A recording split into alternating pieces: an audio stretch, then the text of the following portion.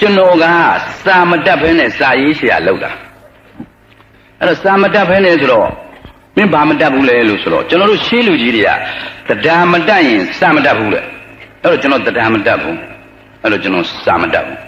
စာမတတ်ဘဲနဲ့စာရေး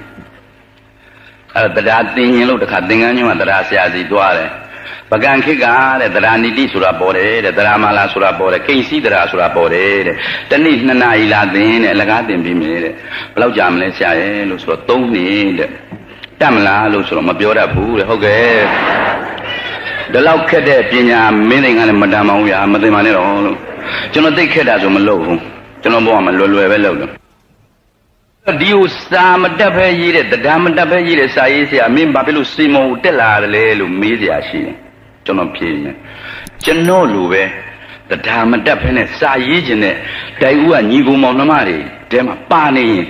ကျွန်တော်တော့ဟောဒီလိုရေးတယ်စာမတက်ပဲမရတယ်လို့ကျွန်တော်ရေးတဲ့နီးကိုအိတ်သွန်ဖန်မောက်စေတနာဘလဝနဲ့ပေးခြင်းလို့ဒီပေါ်တက်လာတာပါကြိုက်တဲ့လူယူပါစာမတက်ဖဲနဲ့ဘယ်လိုရေးလဲတဲ့ကျွန်တော်စာရေးဆရာသိဖြစ်ကျွန်တော်စာတွေဖတ်ရေးမဟုတ်ပြန်ကျွန်တော်ဆန်ဆက်မှလို့တော့ဒါတွေလုံးလွန့်ပြည့်အဲ့ဒီမှာတပြည့်စည်းလဲတဲ့ကိုဘုံအောင်ဆိုတာကျွန်တော်ဆရာပါပဲတရုတ်တပြည့်စည်းလဲတဲ့ကျွန်တော်သူကကျွန်တော်တင်တယ်မင်းဘာလို့လဲတဲ့စာရေးတာလို့ဝတ္ထုရေးတာမရေးတတ်လို့ပြက်ပြက်ပြီးငါထင်နေကွာတဲ့တယောက်နဲ့တယောက်စကားပြောတာနားလဲတာပဲကွာတဲ့အဲ့တော့မင်းပါဇက်ကဆိုရင်းဖြစ်နိုင်ပါလေတဲ့အာခင်ဗျပေးတဲ့ကြမဆိုကျွန်တော်ရေးမယ်ဆိုပြီးရေးဆန့်ကြည့်ဩရတယ်ကျွန်တော်ရေးပြစာပလင်းနဲ့မှဝတ္ထုရေးပြမယ်စာကျွန်တော်လို့တရားမတက်လဲရေးလို့ရတယ်နီးပေါ့တနေ့တနိုင်ကျွန်ုပ်သည်အင်းစိန် CID ရုံရှိကျွန်ုပ်ရုံးကန်တွင်၌စာပလင်းနှင်းမောင်နှင့်အတူရောက်တရရစကားများပြောဆိုနေကြရာတွင်ချောနေတယ်မလားโอเคတယ်မချောလို့ပါဇက်ထဲမှာထစ်လာရင်ဒါမှားတယ်မှားပေမဲ့ဘယ်နာမှကျွန်တော်မရှာဘူးဘာလို့မရှာလဲဆိုကျွန်တော်မှမတက်လဲရှစ်တတ်မှမတက်ပဲရှာလဲတွေ့မှာမဟုတ်ဘူးအဲ့တော့ဖျက်ပလိုက်တယ်နောက်တစ်ကြောင်းထပ်ဆိုပြီးကျွန်တော်ရေးတယ်ဆိုကြည့်လို့မချောရင်ဖျက်ပြတယ်အဲ့ဒီလိုနဲ့ကျွန်တော်ဆိုရေးနဲ့ခုနအခမ်းအနားမှုဖတ်ပြတဲ့စာအုပ်တွေအားလုံးကျွန်တော်ဆိုပြီးသားကြီးပဲအဲ့တော့စာရေးဖို့ဝါသနာပါတဲ့ညီကိုမောင်နှမတွေကျွန်တော်တို့တတ်တဲ့လူကျွန်တော်မပြောပါဘူးကလေးတွေဝါသနာလည်းပါတယ်အားလည်းခါရေးပါဆိုပြီးရေးကြည့်ပါဖြစ်သလားဖြစ်တယ်ဒါမြင်စာတတ်ရင်ပိုကောင်းတာပေါ့ပညာတတ်ရင်တတ်တဲ့လောက်ကောင်းတယ်တတ်တဲ့လူကြီးတာနဲ့မတတ်တဲ့လူကြီးတာမတူဘူးဒါပေမဲ့မတက်လည်းမတက်ဘူးလက်ကလည်းရားနေတယ်ဆိုရင်ကျွန်တော်ညီကောင်းဆုံးမတက်မှမတက်ပဲဆိုရေးမှားဖို့လဲမရှင်းနဲ့စက်ကူနဲ့ကိုယ်နဲ့နှစ်ယောက်တည်းသိတဲ့ကိစ္စဘလူးမှလည်းမရှိခန်းနဲ့ကြည့်ရေးနေတာမှားမှလည်းမသိဘူးမှားမှလည်းမသိဘူးနှစ်ယောက်တည်းတာမရှင်းနဲ့ရှက်စရာကိုမလိုလူကမှားတတ်တဲ့အမျိုးပဲခဲရန်ကုမ္ပဏီကခဲရန်လုပ်ပေးတာနောက်မှခဲပြက်ကလေးထည့်ထားတာအတိပ္ပယ်ကခင်ဗျားတို့မှားတော့မှာပဲလို့ပြောထားတယ်နဲ့အတူတူပဲအဲ့တော့ရေးတာရေးကျွန်တော်လည်းဒီလိုပဲရေးကျွန်တော်စာအုပ်3လေးကိုထွက်တော့ကျွန်တော်ဆိုပြီးရေးတော့ရေးတတ်ပြီလို့ထင်တယ်ဒါပေမဲ့တနည်းအားမှာဒုက္ခပေးတယ်မရေးတတ်တဲ့နေရာသွားတွေ့တယ်အဲ့ဒါဘယ်မှာလဲတဲ့ကျွန်တော်ဝတ္ထုတစ်ပုဒ်မှာကျွန်တော်ကဘာသဘောကြလဲလို့ဆိုကြားဝိုင်းနေကျွန်တော်ကသွားကြည့်တယ်ကြားထိုးတာကြားခွက်လေးတစ်ခွက်ရွှေ့ရုံနဲ့သူကမပြီးဘူးတစ်ဖက်လူမခံကြအောင်ထေလုံးငေါ်လုံးနဲ့ပြောတယ်ကဲစဉ်းစားပဲဦးကလူ3နှစ်စဉ်းစား3နှစ်စဉ်းစားဟိုလူကလည်းပြန်စဉ်းစားပြန်အကွက်တွေပြန်ရွှေ့စစ်လေးတောက်လိုက်အောင်မယ်နော်အေးဆေးစဉ်းစားအဲ့တော့မခံကြအောင်ရွှေ့တာလည်းပါတယ်ပါဇက်နဲ့လည်းထေလုံးငေါ်လုံးပြောတယ်အဲ့ဒါကျွန်တော်သိတဲ့ဘောကြကျွန်တော်ဝတ္ထုထဲမှာကျွန်တော်ရေးတာလူမြောက်ကြားထိုးတာကျွန်တော်ပြန်ဖတ်ကြည့်တော့ကျွန်တော်ဟာကြားထိုးတဲ့နေရာမှာထေတာငေါ့တာမဟုတ်ဘူး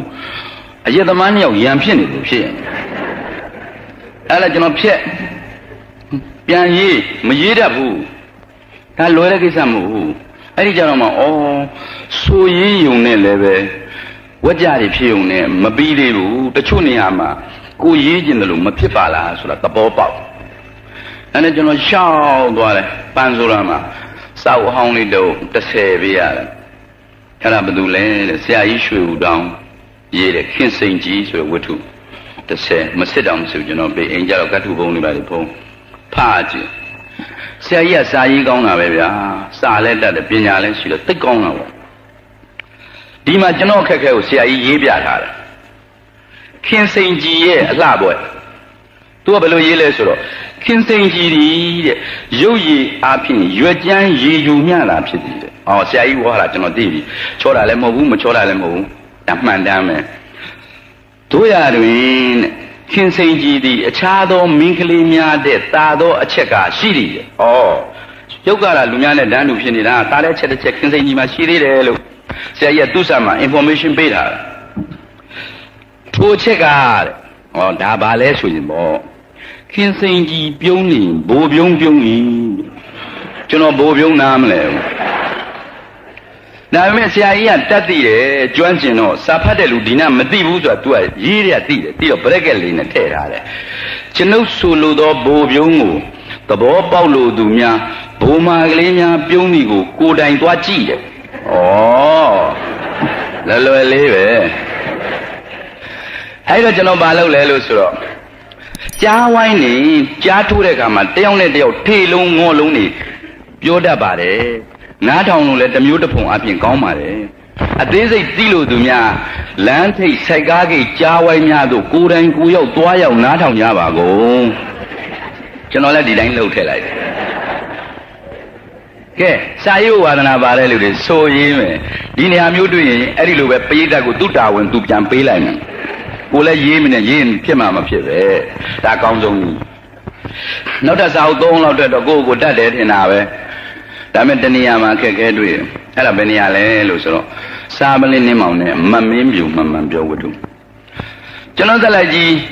CID ကစာပလင်းနှင်းမောင်ကလူဆိုးကြီးမိုးသည်လှိုင်မြစ်ကနေလှေနဲ့ညဘက်လာမယ်ဆိုတာသိလို့စာပလင်းနှင်းမောင်ကလှိုင်မြစ်မှာသွားပြီးစောင့်ဖမ်းမယ်မိုးသည်ကိုမိုးသည်ကလည်းထိတ်တန်းလူဆိုးကြီးဒီကလည်းစာပလင်းနှင်းမောင်ကလည်းထိတ်တန်းစုံတော့ကြီးသွားစောင့်စောသေးတော့လှိုင်မြစ်ကိုကြောပေးပြီးစာပလင်းနှင်းမောင်ကရေခဲတောင်တစ်စိတ်စီးကရက်ကိုတောက်ပြီးမိခိုးတွေကိုအပေါ်မှုတ်ထုတ်တယ်ဟိုကမလာသေးဘူးစာပလင်းနှင်းမောင်သည်၎င်းလိုနှစ်သက်သောရေခဲတောင်တစ်စိတ်စီးကရက်ကိုရှိုက်ဖွာ၍မိခိုးများကိုကောင်းငင်ပေါ်သို့မှုတ်ထုတ်နေလေ၏ဒါမှန်သွားပြီအဲ့ဒီမှာကျွန်တော်ရေးချင်တာအဲ့လိုစီးကရက်မိခိုးတွေမှုတ်နေတော့ကိုမိုးဒီကလှေနဲ့ကတ်လာမယ်ပြီးရင်စာပလင်းနှင်းမောင်ရဲ့ပခုံးကိုပုတ်လိုက်မယ်လှဲ့ကြည့်တာနဲ့တစ်ချက်တည်းထိုးချလိုက်မယ်ဒီလိုထိုးချရင်လည်းဗျာကျွန်တော်စာပလင်းနှင်းမောင်ငပေါ်ဖြစ်သွားမှာပေါ့လမ်းပုတ်လိုက်တဲ့နှင်းမောင်လူညံ့မှာမဟုတ်ပဲပုတ်တာမိုးဒီမှန်းသိတော့ဒီလိုမလှဲ့ဘူးခြေထောက်တလန်းဆုပ်ပြီးတော့လှဲ့ပြီးကျွန်တော်ပိတ်ကန်တယ်အဲ့လိုကန်လိုက်မိုးဒီလဲပြီမိုးဒီလဲမိုးဒီလောက်အသုံးမကျတဲ့လူဆိုးကိုဖမ်းတဲ့စုံတော့ဆိုတာ तू လည်းဘယ်အသုံးကြမလဲ